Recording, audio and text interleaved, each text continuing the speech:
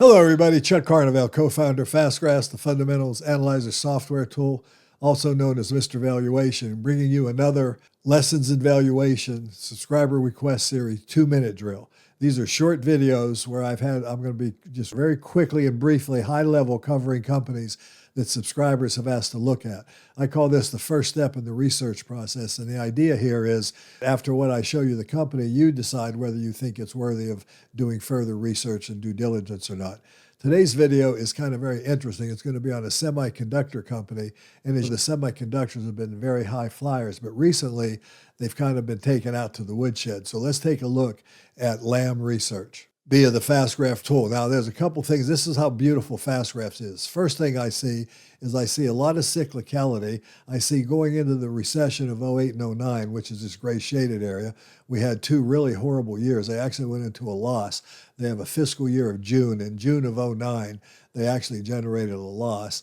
But then they had extreme growth in fiscal 2010 and 11, followed by another really big down year. And then you can see they started paying a dividend in 2014. That's the gold line and the light green shaded area where we've taken these dividends and stacked them on top of the earnings line.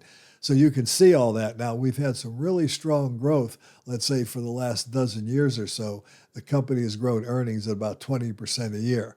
Long term, it's been a little different story, but it still had tremendous growth. But it's been a lot more cyclical. So let's add weekly closing stock prices. Now, you can see the stock price tracked earnings pretty well over this time frame.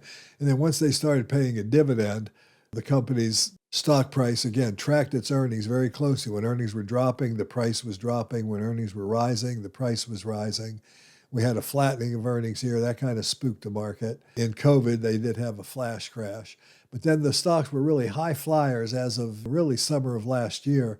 And then we've had this precipitous drop in value from peak to bottom here. The stock fell about 45%. As you can see, it's starting to recover now a little bit. But the point is, looking at it from the last dozen years or so, like I did before, with 20% earnings growth, the stock looks attractively valued based on a P equals growth rate 20 multiple, which would be the orange line here on this time frame.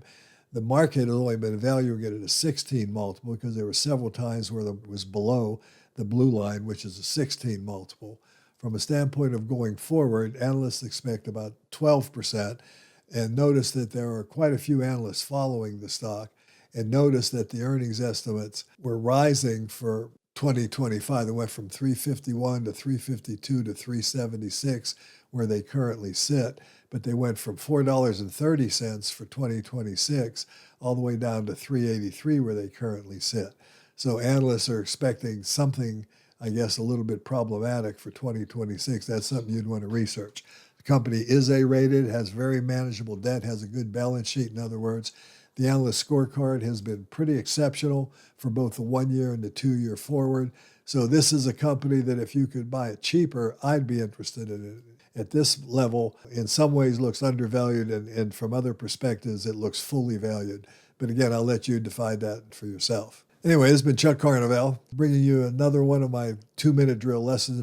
My 2-minute drill, that's an NFL metaphor, by the way, for those of you who complain because I go 4 minutes in some of these videos.